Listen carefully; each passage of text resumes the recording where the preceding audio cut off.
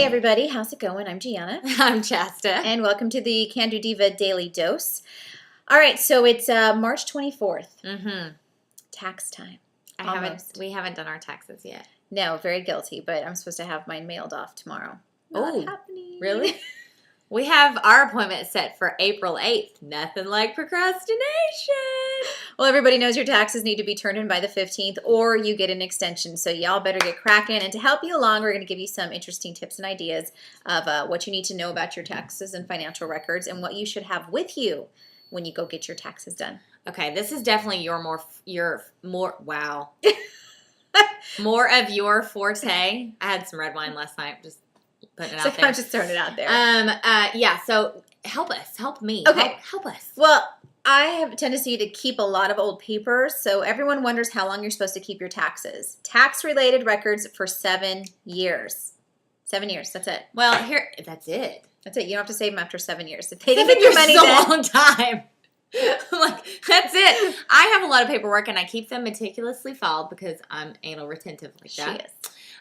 But my file cabinets are full. I mean, I need to go through stuff. But 7 years, I can't throw anything away. Well, what they say to do also is that you can condense. You don't have to keep it filed together, but you can take, whatever's in your house that needs to stay in the house and everything else, go put it like in a box in the garage. Well, my file cabinets are in the garage. The one thing, though, I have noticed is like bank statements, for instance. I get bank statements, or I have for the last forever years since I've been online banking.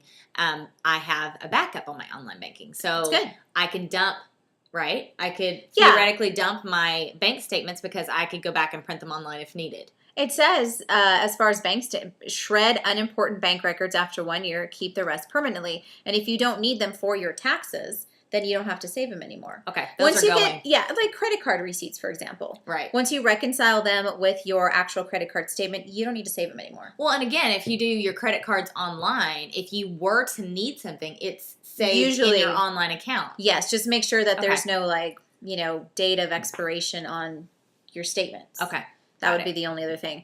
Other things, too, that they do say, keep house records permanently. Like you use your house payment receipts and your insurance sometimes or write-offs, depending on what you do for a living. So keep those definitely always. Don't ever get rid of that because you always want to be able to reference that no matter what. So that's for lifetime.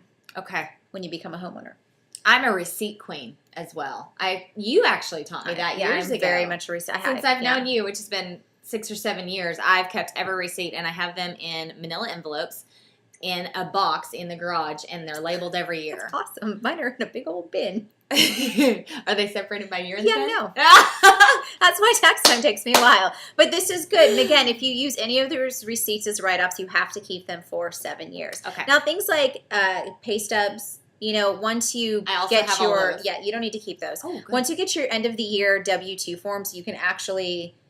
match everything up if you want to make sure that your company that we work for didn't cheat you. All right. And then toss your pay stubs, but make sure to shred them. Don't just throw them in the trash. But yeah, a year is fine. And then obviously that pay stub needs to stay with the tax records for 7 years. So you don't have to duplicate. If you have duplicate information, you just need one copy of that pertinent information. Okay, got it.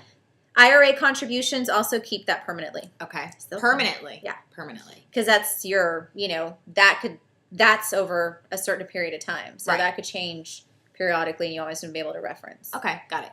Okay, so a couple other things. If you are going to the tax person, you want to make sure you have with you, obvious. Social Security number. Duh. You should have that memorized if you don't. That is a good point, yeah. Have that memorized, your bank account statement. I have yours memorized. And my husband's memorized. And I think I have my mom's memorized too. That's weird. Anyway, go ahead.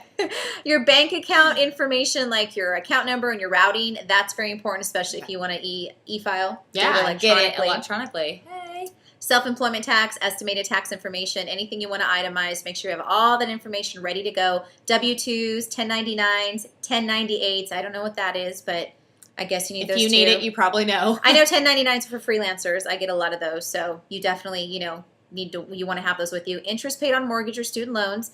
Charitable donations, very important. Make sure you count those on there. Homebuyer tax credits, child care and education costs. just a couple things you want to make sure you take with you. Okay, so basically Gianna just read you my things to do list for today, which is awesome. We'll post that up on our website because that's a lot to digest. Yeah, but that's a good little checklist to have. It is. 2 really good I'll be articles using that later. that actually explain what you need and how long you need to keep it. And that's about all you need. I mean, it goes along with spring cleaning. The taxes and spring cleaning come at the same time, probably for this very reason, because you can get rid of a bunch of paper crap and start cleaning out, which I love that. Yes, she does. I do. Will you file my taxes? Yes, I will. Oh. I'll get you organized, Love honey. her. We'll do a whole episode of it. It's going to take like 4. All right, candodivas.com. Don't forget to email us with your ideas and suggestions. And if you know a fabulous Can Do Diva out there, someone who is inspiring and who is doing things that just change people's lives, let us know. candodivas@gmail.com. Thanks for watching. Bye.